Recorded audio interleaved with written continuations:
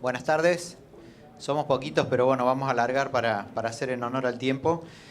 Creo que todos estuvieron en el panel y no sé si hay alguna pregunta en particular que tengan, como para arrancar. Sí. Yo quisiera hacer una pregunta. Dale. ¿Tenés otro micrófono? Le acerco esto.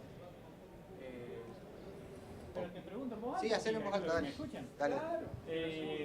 Vos estabas hablando del tema de los análisis, digamos, cuando digamos, de potasio absorbido por la planta, referido al calcio y al magnesio. Sí. Iba a preguntar, ¿cómo hacías el análisis de planta, si era de planta entera y demás? Eso era algo que me quería sacar un poco la duda. Yo soy de Entre Ríos, por la duda, de la zona centro de Entre Ríos, Rosario del Tal, ahí esa zona más o menos, para Juan, capaz que vos conocés un poco.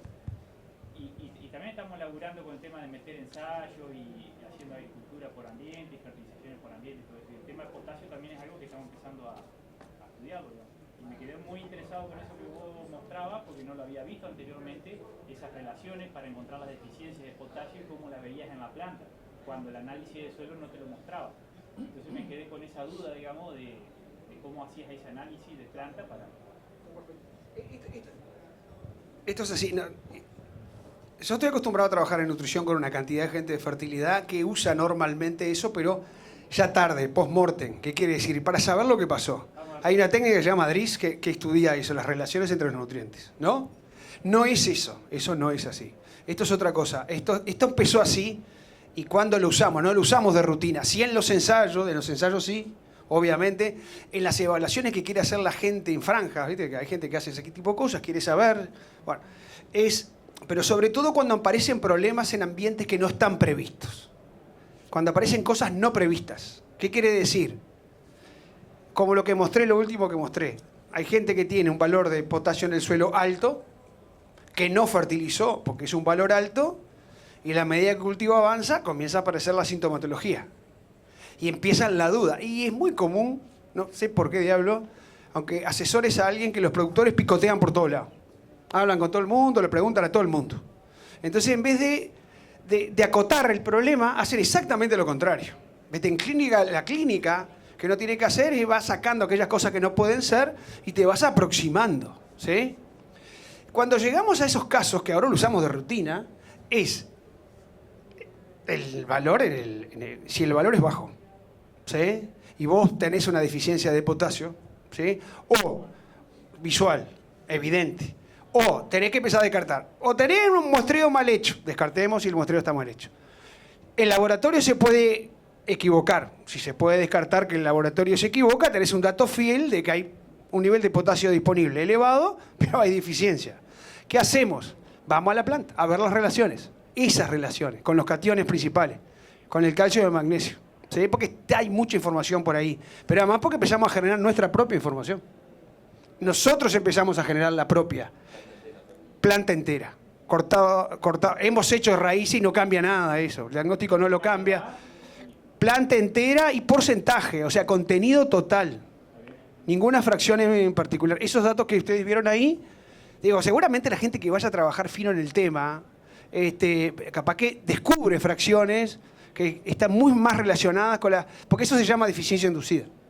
Por ahí, Víctor, depende el momento. ¿Hablo? ¿Se escucha bien? Sí, sí, depende del momento del ciclo cultivo. Por ejemplo, como otro dato en B6, B8, capaz planta entera. Pero después en estadio reproductivo, capaz va a hoja de la espiga.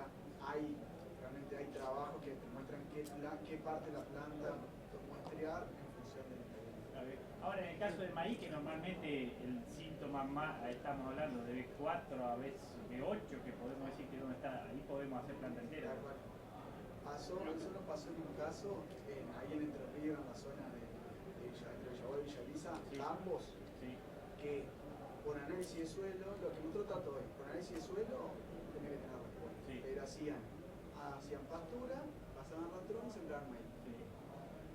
Una compactación terrible. Terrible. Y yo le había mandado video a Fernando y demás. En los alambrados, donde estaban los alambrados, perfecto el maíz.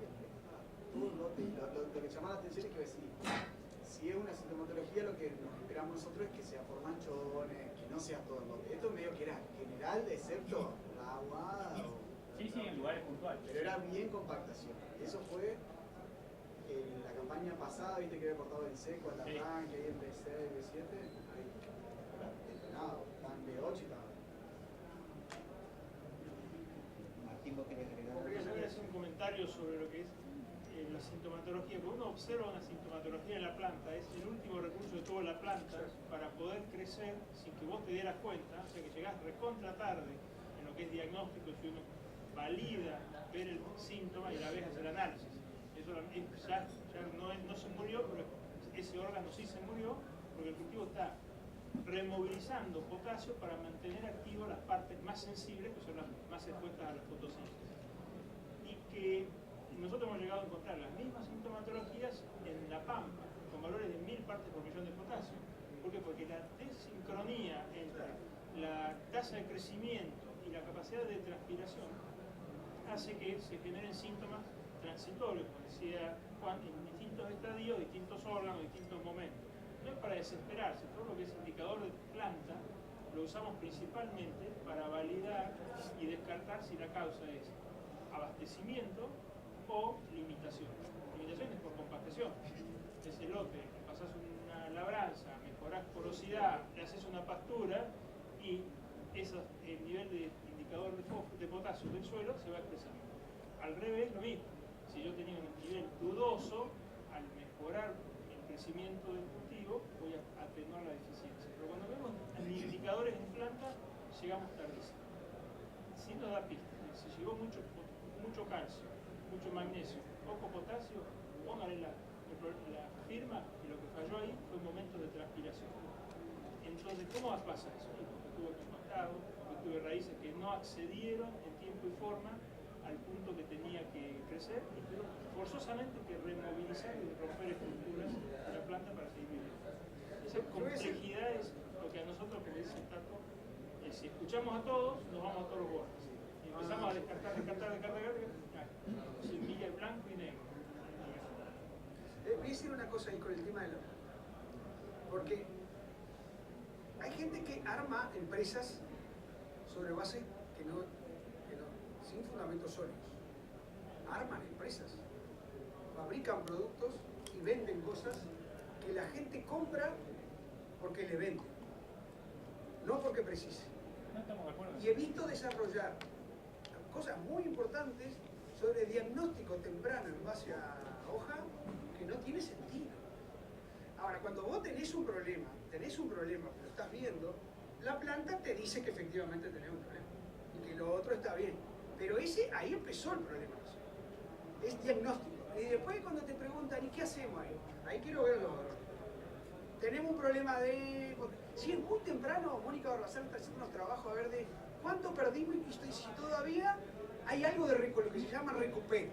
¿Qué quiere decir? Eso. Claro, ¿qué quiere decir? Ya perdí. ¿Cuánto perdí? Ponele.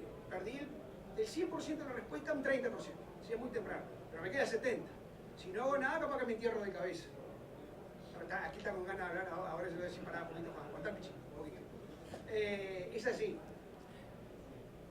Entonces, pero temprano manda el suelo. Siempre, en todos los cultivos, todos los nutrientes, manda el suelo. Llega un determinado momento, ¿sí? Y que manda la planta. Tarde. Si uno quiere hacer un análisis post-mortem, ni siquiera va a la planta. Si uno quiere hacer un análisis post-mortem de una soja, para saber cómo anduvo con el potasio, uno no saca muestras de planta, va a el último folío en desarrollo. Ahí tenés un dato que te dice, esta chacra terminó bien, le faltó azufre o sin no sé qué diablo. Pero es post-mortem. Temprano es cuando hay un problema, para que no quede la idea que el diagnóstico, cuando el cultivo está nacido, lo hago con hoja. No es correcto eso. Pero he visto gente que hace eso. Y vamos a la última hoja, en el último momento, porque es la hoja que estuvo más expuesta a la fotosíntesis. Y la planta, esa es la única hoja que quiere cuidar. Entonces va a hacer todos los esfuerzos para que esa hoja no se desbalance.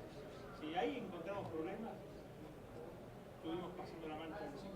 Y ahí lo que dijo Tato de lo de Mónica que están ajustando, sería buenísimo para nosotros que muchas veces no muestrean suelo, tienen el problema y nos llaman ahí en B8 con el síntoma ya planteado. Entonces, ese tipo de información de qué pasa en una corrección en esos estadios y qué respuesta podemos esperar es clave para nosotros que estamos empezando a caminar. ¿Saben qué otra cosa estamos descubriendo que es bien interesante, que se usa mucho en Brasil? ¿Sí? Que es una cosa que todo el mundo sabe, pero en realidad después te olvidás de usar.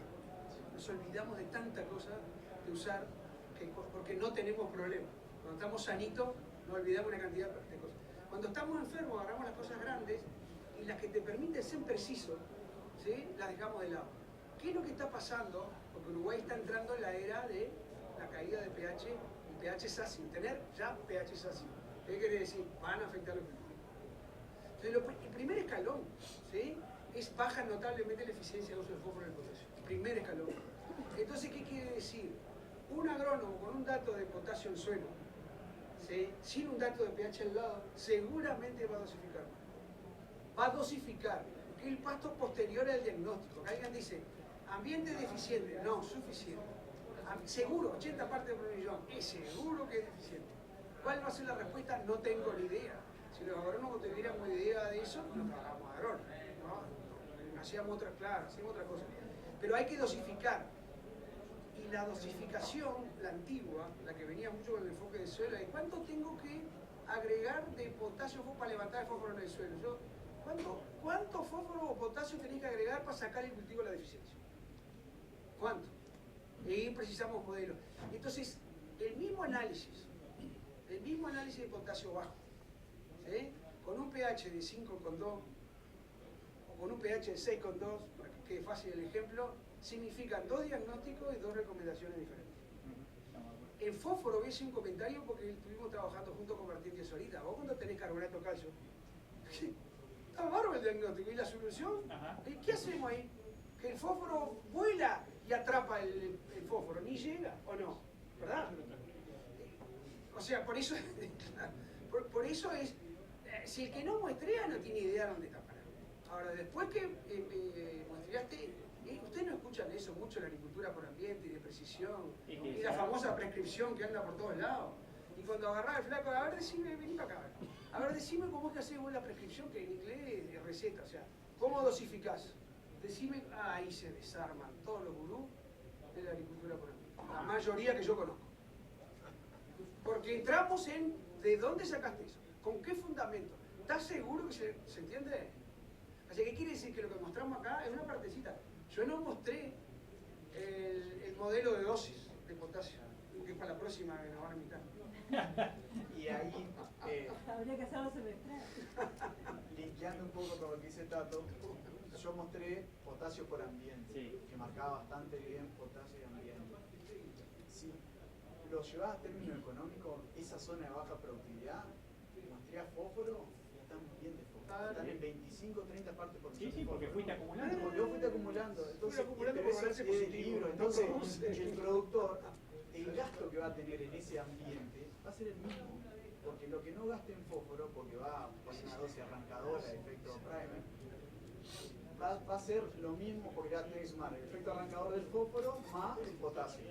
Y los dólares que va a gastar por hectárea va a ser lo mismo que va a gastar en el alta producción. Va a ser lo mismo. Y realmente ahí en el de alta debería aumentar fósforo porque si no ese ambiente va a empezar a hacer. No contaste lo de la cola de máquinas.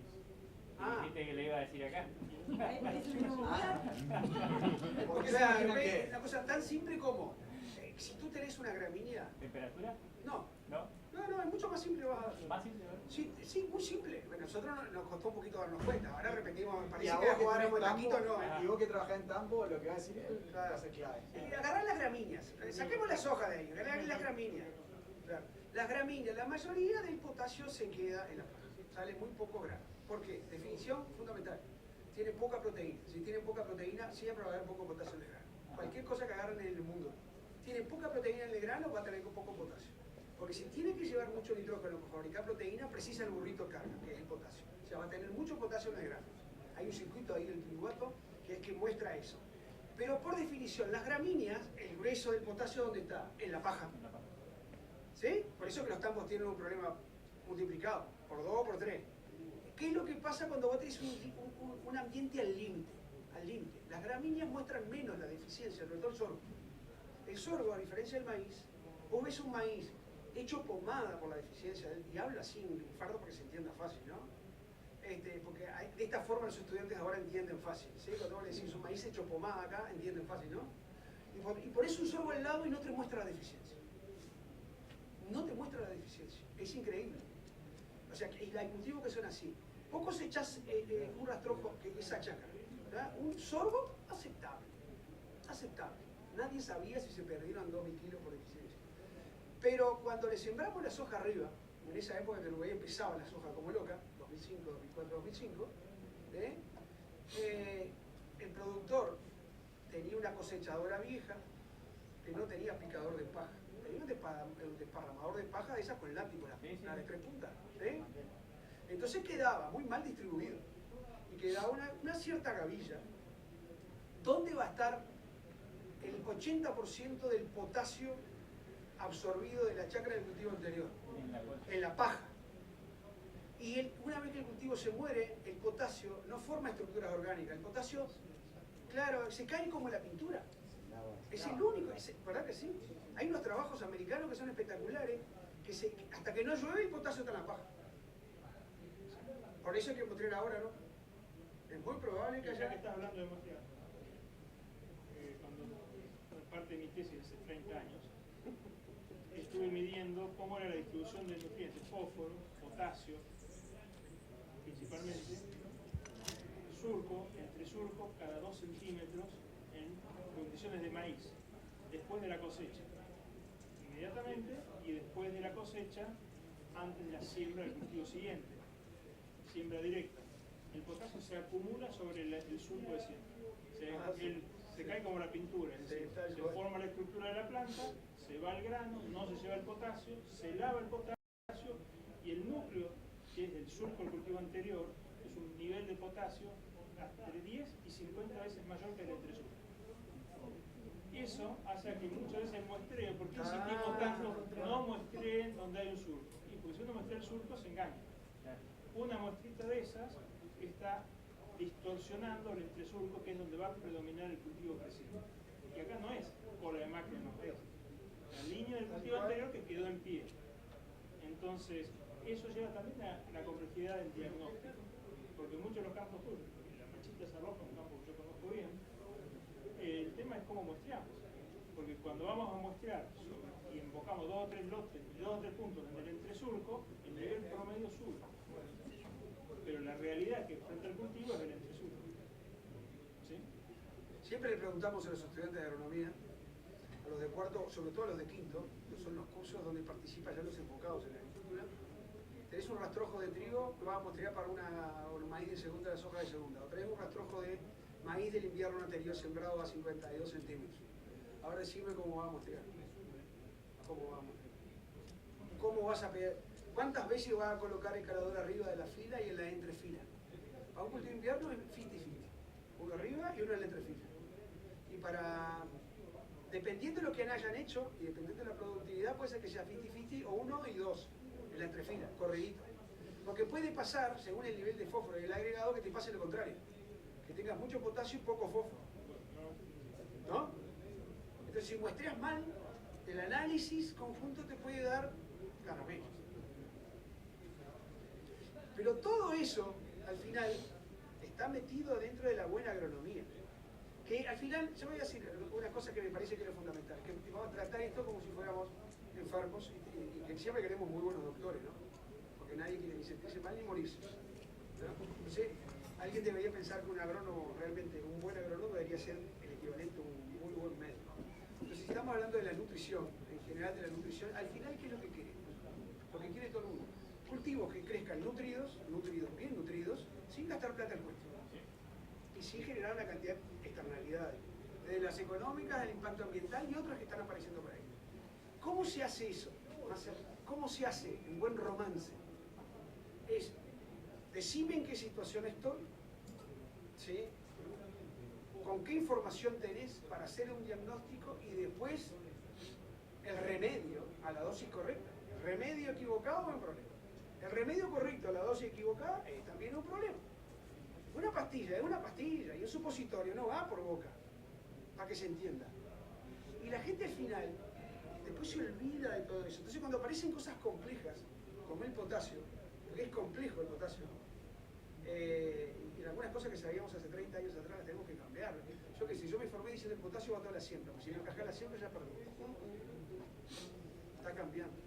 Es como dice Martín, si llegas a los 50 días después del ciclo, ya se te fue la liebre.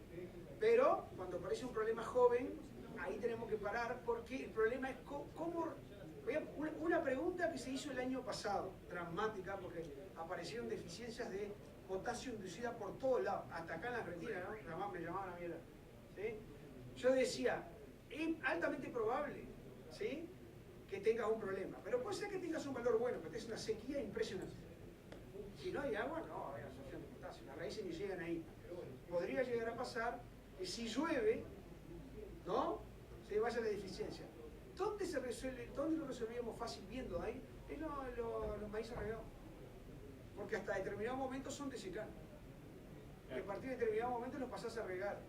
Y pasás se arregla, en 10 días se terminó la deficiencia de potasio.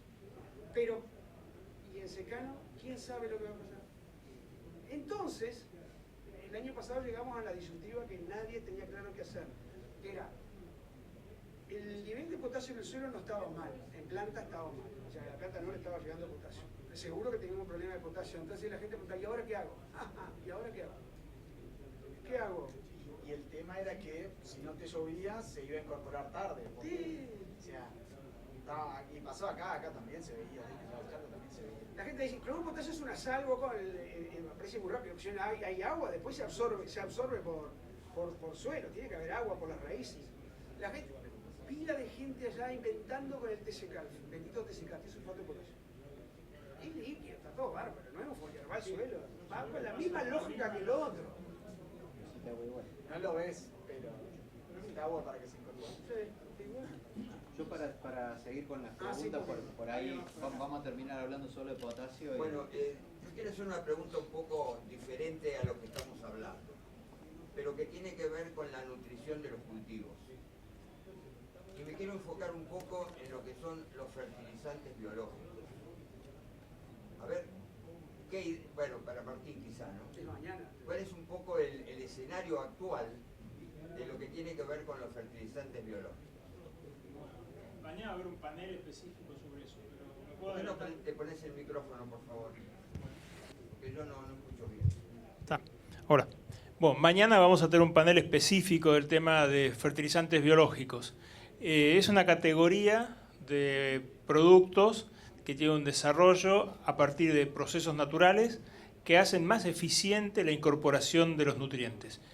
Dejando de lado los rizobios, que son los fertilizantes biológicos por excelencia, que en simbiosis con leguminosas, el resto de los otros desarrollos en cuanto a procesos biológicos, lo que hacen es mejorar la eficiencia con la cual un recurso ingresa en las plantas. Entonces hay una sinergia. Si no está el recurso, si no está el fósforo, que incluso los que solubilizan fosfato solubilizan rocas que tienen potasio, en realidad lo que hacen es debilitar el calcio y hacerlo un poquito más accesible para pasar a solución, y ayudan un poquito en partes al acidificar en todos los que son los equilibrios de acidez alrededor de los puntos de los fertilizantes. Lo que hacen es mejorar la eficiencia del crecimiento. El mayor impacto de todos estos desarrollos biológicos pasa más sobre el efecto sobre la planta, en mejorar el crecimiento y el acceso al nutriente. Entonces lo que estamos viendo es no hay un reemplazo, los biológicos no llegan y no van a poder reemplazar a las fuentes de fertilizantes tradicionales, porque el fertilizante tradicional, la sal, en realidad es el mismo suelo que estaba concentrado en otra región del mundo y trasladado al lugar donde está limitado, y la biología lo que está haciendo en su lugar de origen o cuando lo introducimos es hacer más eficiente ese proceso de incorporación, pero no transporta el nutriente, el elemento tiene que estar. Entonces vemos muy promisorio la incorporación de biológicos mirando más en el cultivo, mirando más en la planta, que mirando hacia el fertilizante o hacia el recurso. O sea, no aportan recursos de forma directa, sí dan herramientas para mejorar el crecimiento de las raíces, la tolerancia al estrés, o sea, que el cultivo pueda seguir transpirando unos segundos más por día, le ingresa un poquitito más de potasio, le ingresa un poco más de fósforo y le permite pasar el estrés y seguir creciendo. Pero el fósforo, el potasio y demás tienen que estar. Si no están, no hay forma de abastecerlo.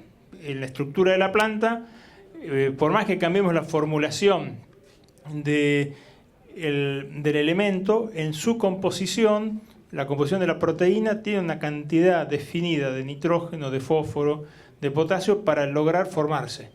Lo que vamos a hacer es con qué eficiencia eso ocurre, y los biológicos están trabajando ahí, en ese segmento. Una pregunta complementaria a eso, antes que dispare para otro lado. ¿Pregunta? Sí, para vos. No, porque en Uruguay muchas de esas cosas que le llaman fertilizantes biológicos derivan de un problema en el registro. En Uruguay ahora se están cambiando eso. Son registrados como fertilizantes biológicos, pero no son fertilizantes biológicos. Pero si no fuesen registrados así, no se podrían vender, ¿verdad? No se podrían vender. Entonces, ahora que estamos por habilitar a que se registren como lo que son, ya no van a ser más fertilizantes biológicos. En realidad tienen muchas de esas otras cosas que dice Martín, y aportan cantidades mínimas de nutrientes, pero en realidad ayudan muy poco a resolver un problema en serio. Y yo quiero saber si eso acá es así o muy distinto lo que pasa en Uruguay. No, es exactamente igual. En todos lados del mundo, todo lo que sea productos biológicos o estimulantes como extractos de vegetales y demás, entra en una categoría que como... A ver, vamos a empezar al revés. Para registrar algo uno tiene que mostrar una causa y un efecto. Y entonces se puede comunicar que con la aplicación de A, la cantidad de tal o cual nutriente es mayor en el cultivo, en la planta, y por lo tanto cumple un rol de mejoras de la nutrición. Si hay algo que mejora la nutrición, con un poquito de esfuerzo en la interpretación de las leyes, se podría considerar que es un fertilizante, porque los fertilizantes son aportes de nutrientes de una cantidad suficiente tal que mejoren la nutrición del cultivo. Entonces, eso es el punto de común que ha facilitado en algunas medidas poder inducir o mostrar que los tratamientos biológicos podrían ser considerados como fertilizantes biológicos. Totalmente discutida, y es una categoría exclusiva para los organismos regulatorios. Para un agrónomo no existe un fertilizante biológico, porque un fertilizante es un componente que aporta en forma directa una cantidad necesaria de un elemento que hace a la nutrición. Entonces, por definición, no son fertilizantes biológicos, son productos de origen biológico que mejoran la nutrición. Está en la zona gris de la definición, pero caen dentro de esa categoría. Se alejan de la clasificación de reguladores del crecimiento, que sería el otro extremo, porque no son hormonas que tienen una acción directa sobre la regulación. El producto biológico tiene múltiples modos de acción, por lo tanto no hay una causa y un efecto directo como si fuese una usina. Entonces no cae en la categoría de los reguladores del crecimiento, que es muy parecido a lo de los fitosanitarios.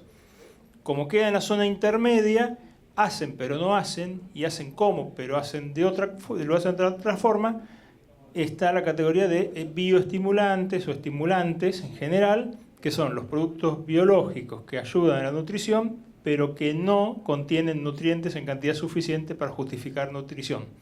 Gran discusión mundial. Estados Unidos, Brasil, Uruguay y Argentina están permanentemente discutiendo, rediscutiendo esas definiciones para sincerar el pasaje entre lo permitido y lo aplicado en un mundo complejo, porque aún los fertilizantes sabemos que tienen muchos efectos. Si yo quisiera medir urea y lo quiero registrar, y en lugar de medir respuestas en producción y cantidad de nitrógeno extraído, medimos longitud de las raíces, vamos a decir que la urea es un regulador del crecimiento, porque cuando falta nitrógeno y lo aplicamos en forma de urea, la urea está mejorando el desarrollo de las raíces, ¿o me equivoco? Y entonces es un regulador de crecimiento la urea. No, es más importante como aporte de nutrientes. Entonces eso, que no tendría que ser ni siquiera nuestro ámbito de conversación, porque es un tema de regulación y de control para tener orden, se vuelca al mercado y confunde. Y confunde mucho. Porque en realidad nosotros como agrónomos lo que tenemos que estudiar es ciertos principios activos, tienen ciertas acciones, y esas acciones están limitadas en su contenido y están muy limitadas principalmente en su ámbito de aplicación, que eso es lo que vamos a charlar mañana. Un comentario por ese lado, y para vincularlo con el potasio, para no irnos mucho con los fertilizantes, que es, el año pasado había mucha gente que decía, no, pero yo le eché fosfito de potasio. ¿Y qué? Es como mostrarle una bolsa con fertilizante y salir corriendo la chacra para afuera. Claro, exactamente. Además de que el fosfito de potasio en la mayoría de los casos no sirve porque te creen que sirve, pero no sirve. No, porque tiene 1,3 de potasio. La gente que quiere resolver problemas de, vamos a decirlo ahora bien clarito, no se pueden resolver los problemas importantes de potasio con fertilizantes foliares con potasio. Y este está registrado como fertilizante foliar. Y de lo único que no es un fertilizante. Entonces, como dice Martín, arman un ruido, pero entran en esa categoría definida tirada de los pelos. ¿Sí? Eso está tirado de los pelos. Pero, como las definiciones a veces son tan amplias, bueno, en definitiva entran ahí. Entran cosas que tienen lana. Martín, Dale. mañana voy a escuchar. Bueno. Pero ¿qué me decís? No hablo mañana, así que modero. Azospirillum, por ejemplo.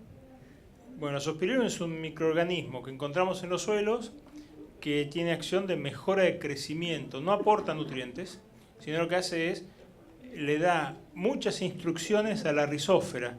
Y en la rizósfera tenemos la raíz de la planta que está creciendo y muchos otros microorganismos que hacen a que esa raíz logre abastecerse de nutrientes, de protegerlo de patógenos y de mandar señales antiestrés, es decir, le dan señales diciendo estás creciendo en un ambiente saludable. Entonces, la inoculación con Azospirillum, lo que hemos visto reiteradamente acá, y hay muchos trabajos incluso hechos en Australia, que muestran que cuando nosotros inoculamos, lo que hacemos es adelantarnos a lo que la naturaleza va a hacer en ese cultivo. Le estamos poniendo una carga suficiente del microorganismo, que a mi gusto es el microorganismo orquesta, que articula rizósfera en forma integral y le dice al cultivo, cuando la radícula crece, tengo suficiente orquesta y directores de orquesta preparados para que vos sigas creciendo sin limitación y no que tengas que armar la orquesta, vení violinista, vení trombonista y demás, de a uno y que más o menos cerca de antesis lo logra consolidar. Entonces lo que hacemos cuando inoculamos es adelantar algo que va a ocurrir. Y eso que va a ocurrir no se llama nutriente, sino que se llama sincronía de procesos. Y el primer proceso es darle una señal al cultivo, estás en un ambiente saludable, crece bien, tenés factores antiestrés. Lo hemos visto que Azospirillum puede llegar a tener alguna acción endófita e incluso puede llegar a encontrarse en los granos. Entonces hay un rol muy importante de regulación. Pero si llegamos a decir la palabra regulación, caemos de la categoría, es imposible de registrar porque va a ser como si fuese un herbicida. Entonces, ¿qué hace? Y algo me dijeron que fijaba de nitrógeno. Listo. Es un fijador libre. Eso va en la placa de Petri, en el laboratorio, le ponemos el sello, lo registramos y al campo. Y le hablamos de fertilizante, pero no aporta nada de nitrógeno. El mejor número son 10 kilos, desparramados en 6 meses. Nada, es un bomboncito para un dinosaurio. ¿Puedo hacer un comentario en relación a eso? Yo estuve muy fuerte vinculado con eso, en el simposio que hubo de microbiológicos, ¿sí? Un congreso mundial en Córdoba hace como 12 años atrás, que vi un workshop de biológicos, ¿te acordás? Estaban todos los israelitas, ¿te acordás? Estaba Bayan, O'Connor, estaba Caballero de México, ¿te acordás? Que hace poco se murió además. Ellos trabajaban con Azospirillum y con Cordelia. La otra bacteria, esta fenómeno. Presentamos una cantidad de trabajo que terminó en un libro, ¿sí? Hay un capítulo del libro, lo terminé escribiendo yo, de todos los trabajos que hicimos allá. Exactamente eso que dijo Martín, es una fijadora de nitrógeno no simbiótica, libre, pero que no aporta nada de nitrógeno, nada. Y medimos definitivamente para demostrar que no aportaba nada. Y el lugar donde movía la aguja en las situaciones de alto potencial, bien nutridas de nitrógeno, que hacía otras cosas, entre ellos crecimiento radicular. Se expresaba mucho en condiciones de escasa cantidad de agua, no de sequía extrema, de escasa cantidad de agua. Pero cuando medimos en los ambientes, en los testigos, sin fertilizar, a ver cuánto nitrógeno podría la planta absorber más, ¿sí? No, te lo vendían como eso. Te lo vendían como eso y no era, definitivamente no hacía eso, no lo hacía. Es lo que dijo Martín, no lo hacía. Me voy a desviar 30 segundos en la historia del Azospirillum. Sí. El Azospirillum que fue estudiado profundamente por el equipo brasilero de Giovanna Dobereiner, en condiciones controladas, es un fijador libre de nitrógeno. ¿Qué quiere decir eso? Si yo te esfuerzo, te pongo sin nitrógeno, vas a seguir vivo y vas a tener nitrógeno en tu estructura para seguir vivo. Llevado a escala y ver la respuesta en los ambientes tropicales, eso significa que el cultivo crece mejor. Pero no por el nitrógeno que fija, sino por un montón de otros factores. En ese punto, cuando lo traemos a ambientes donde no falta nitrógeno, pero también nos falta el agua, o nos falta la temperatura, sonó. Y cuando le ponemos un poquito de agua, lo llevamos a ambientes productivos, o le damos un poco más de nutrición, nitrógeno, fósforo, se sobreexpresa. ¿Por qué? Porque el cultivo empieza a crecer mejor antes. Entonces es más eficiente en tomar lo que le damos. Yo voy a hacer una pregunta. Estoy trabajando con información de las redes. Yo les quiero preguntar a ellos, a ver si le está pasando lo mismo que allá. No, para volver a la charla del bloque, porque si no, nos fuimos a las de mañana. Nos entusiasmamos. Claro, ustedes están trabajando con las redes y están estudiando el impacto tecnológico que quiere ir levantando los niveles, desde la situación de tener un testigo que te dice qué es lo que está haciendo el suelo, a evaluar el impacto de lo que está haciendo ahora y seguir con los escalones posteriores. Y yo no me acuerdo si tú tenían tratamientos que tenían zinc, ¿sí? Sí, eras vos. Está. Y voy a explicar por qué hago la pregunta, no es caprichosa. Es porque, así como hace 20 años entramos en la era del potasio, ahora en Uruguay entramos en la era del zinc. Más del 50% de las chacras están muy por debajo. No, claro, pero ahora no. Claro, pero la diferencia es que la gente está fertilizando con fósforo, está fertilizando con potasio y hace años que quiere echarle zinc, porque a la gente le encanta los chorritos, ¿no? Los chorritos, el chorrito ese. Entonces ahora hay motivos. Antes no había. Hace 15 años atrás venían los fertilizantes que tenían zinc, que tenían boro, y todo el mundo pagaba algún mango más por esas cosas que no eran necesarias. Ahora llegó el momento. ¿Sí? Y la pregunta es así. Voy a hacer un comentario y la pregunta ¿por qué? Para que entiendan. Si vos fertilizás con sulfato de zinc, el monoamónico es como echar arena. Los cultivos nunca se van a enterar que tienen zinc. Jamás. Si vos estás sulfato de zinc, perdón, dije sulfato de amonio, no, sulfato de zinc. El monoamónico no es disponible, es como arena. El monohidratado. El leptohidratado, que es el que usan los de caña de azúcar, ese es el que aparece zinc enseguida. Cuando vos haces los estudios de recuperación aparente, aparecen enseguida. Y cuando lo medís en todos lados lo encontrás. Pero mucha gente apela a los foliares para el zinc. Entonces, cuando hay deficiencia severa, llegás tarde. Cuando la deficiencia no es así, puede ser que no. Pero entonces la pregunta, para vos, era, ¿qué fuentes, que eras vos que decías, tenía 1,5 kilos ahí, ¿no? 1,5 kilos de zinc al suelo. Es una mezcla química. ¿Química? Sí. No sé si en la mayoría de los casos se hacen combinaciones de commodities con mezcla química para llegar a los niveles de los nutrientes necesarios. No es la misma en todos los sitios. Voy a hacer un comentario para entender. Con tratamientos de semilla no llegás. Me defiende. A ver, no es la misma, pero a ver, Fertilizar es una asociación que tiene como propósito. Fertilizar como asociación civil tiene como propósito generar información y acompañar el desarrollo del manejo de la fertilización, pero no hacer el desarrollo de las composiciones, las formulaciones, los productos, no hace la parte comercial. Cada empresa se encargará de defender lo suyo. Entonces, lo que acordamos entre las empresas que proveen zinc, sí, que sean de aplicación en cantidad suficiente en el momento de la siembra, eso fue el paquete. Distribuir al azar, cada vez que toca, quién va a proveer de zinc en las distintas localidades. Entonces, lo que ustedes ven ahí de respuesta y que podemos asociar a la mejora de la mano del zinc es un promedio de aquellos que están de las formulaciones comerciales, accesibles, en Argentina, con aplicación localizada a la siembra. O sea, no es ni foliar, ni tratamiento de semillas, de suelo. Lo mismo pasa cuando ven la palabra azufre. Cuando ven el caso de fósforo, no es monoamónico, no es diamónico, no es la formulación tal o cual, es de los que proveen fósforo que alcancen estas cantidades y que sean aplicables, que esté disponible en tal y cual localidad.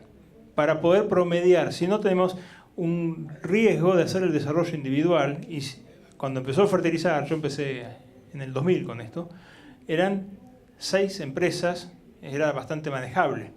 Ahora son 50, y eso multiplíquenlo con los productos, sería imposible llegar a dar mensajes, como dijiste vos, ordenados, consistentes, contundentes, para que el usuario diga, me hace falta mejorar lo que hago. Diego, quizás vos podés hacer un comentario del tema Zinc, ya que surgió el tema.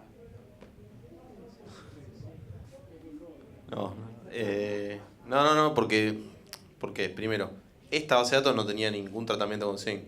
Y la que está ahora está en desarrollo y ni la miré porque no quería verla hasta que se cumpliera el plazo que yo considero adecuado para analizarlo. Porque los mensajes se empiezan a ser muy confusos cuando te presentan algo que está planeado al mediano plazo y te lo presentan al tercer año. Porque todo mensaje que uno da cuando hace una presentación, uno escuchó 1 millón de presentaciones, trata de quedarse con algo, ¿viste?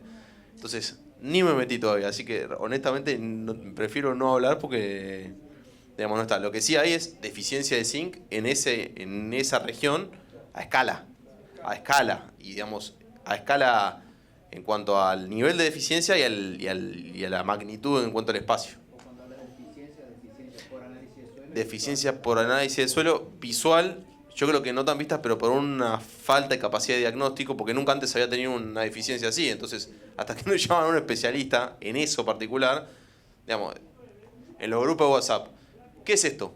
¿Viste? Y aparecen, y tenés 5 opiniones distintas del mismo problema, y a una capaz que está bien. Entonces, digamos, en el suelo, en base a las calibraciones que había hecho en su momento, bueno, las que participó Fernando, digamos, cuando tuvo, ahí sí están. Pero después visuales, para mí hay de todo nivel de micronutrientes de deficiencia. Entonces, partió de eso. Y a partir de ahí se hicieron los experimentos y están avanzando. Este es el 4.º año y, digamos, para mí, hasta que no pasen 6 años, no vale ni la pena analizarlos porque no quiero equivocarme en la comunicación. Yo sí puedo decir, para contar, claro. Pero además, sí, el día que yo no diga, entonces ya me tengo que jubilar, ya tengo que entregar las latas y dejar luego espacio a otro. ¿Qué es? Es así. Martín trabaja hace mucho más años en el tema del cine, infinitamente más cantidad de años, pero a nosotros nos llegó con una violencia lo del cine ahora que es impresionante, porque realmente los problemas son muy graves y además hay una demanda empresarial terrible. Entonces nosotros una cosa que hemos hecho en Uruguay, ¿sí? Es como cierto orgullo, en el equipo nuestro es empezar, hay tanto producto que se vende en el mercado, tanto producto, que ya nadie sabe si funciona o si no funciona. Entonces estamos tratando de enseñarle a la gente que eso también importa. Y en los productos de zinc voy a hacer un comentario porque nosotros debemos tener más de 150 experimentos de respuesta zinc en los últimos 3 años y medio. Por la violencia, porque nos vienen a buscar para hacer eso. Y armamos una red que está cumpliendo 4 años. Bueno, ahora no va a llegar porque los cultivos que teníamos se murieron todos, ¿sí? Pero cumpliría 4 años una red específica de experimentos para zinc en soja.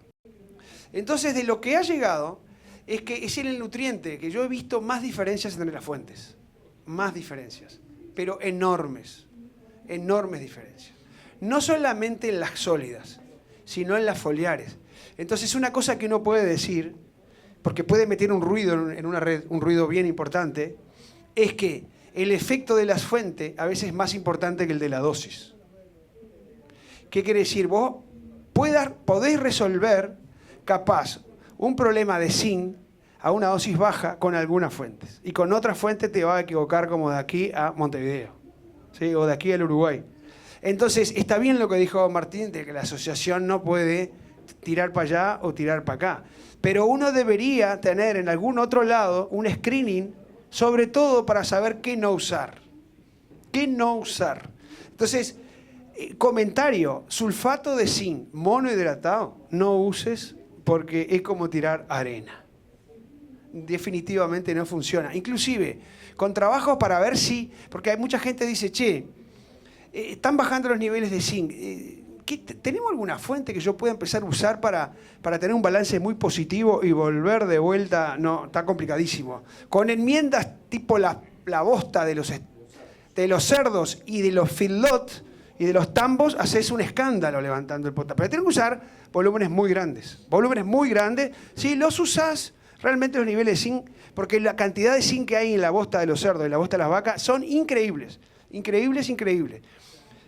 Pero, exactamente, pero con advertencia y con los foliares pasa lo mismo. Deben haber, nosotros ya 14, 15 foliares en el mercado, de los cuales 8 o 9 tienen información. Los otros, entonces, ¿qué le decimos a la gente? No alcanza con que una fuente tenga zinc para que sirva. Entonces, la educación es, ¿sabes lo que es? Al flaco que te vende, ¿no? Pedile datos. Claro, pedile datos. Pero, ojo que los criollos, los latinos, somos locos y vivos, ¿no? Que la información no la genera la empresa que la vende, porque si no, no tiene gracia. La animosidad existe entre nosotros. No somos eslavos, ¿sí? Que nunca iríamos a hacer trampa. O sea, acá, ojo con de dónde viene la información. La información tiene que generar un tercero, confiable. Tu producto tiene y funciona, que lo demuestre otro. No, la Asociación Fertilizar seguramente no van a hacer esos trabajos como en Uruguay la Facultad de Agronomía ni en India lo hacen. No lo van a hacer. Pero sepan que acá ya está, en algunos lugares es terrible, ¿sí? Y el comentario que te iba a hacer, que es bien para aprender, eso sí ya desde grande y por muchos años, de ver lo que se hacía y ahora que llegar, esta es una enfermedad que los primeros que empezaron a trabajar muy fuertes fueron los mexicanos, y ellos hablaban en un español muy antiguo, le decían el nutriente deficiente de hambre oculta. ¿Sí? Demora mucho en que veas la deficiencia. Cuando ves una deficiencia visible, estás en el horno, claro, está frito. O sea, uno puede tener un cultivo, ¿sí?, que realmente está en deficiencia y te va a pagar con una enorme cantidad de kilos menos y no lo va a ver por las hojas. Siempre es tarde y ya perdiste demasiado. El análisis de suelo es bastante universal. Digo bastante porque capaz que en algún lugar del mundo no funciona. Por ejemplo, no tengo idea qué pasa con esos valores de 1 con 1, con neta, si funciona en un suelo volcánico. No tengo ni idea, porque no he estudiado tanto. Pero en la mayoría de los suelos con los que tenemos nosotros funciona. El nivel crítico que tenemos en Uruguay es 1,05. El de acá es 1 con y poco y moneda, 1 con 1. En Estados Unidos, no sé, más o menos lo mismo. Es muy universal. Claro. Claro, no, esto si vos lo haces con DTPA, eso es crítico con DTPA, no con MELIS 3. Claro, por eso. Entonces, pero es la advertencia. La fuente es tanto más importante que la dosis. Por eso te pregunté la fuente.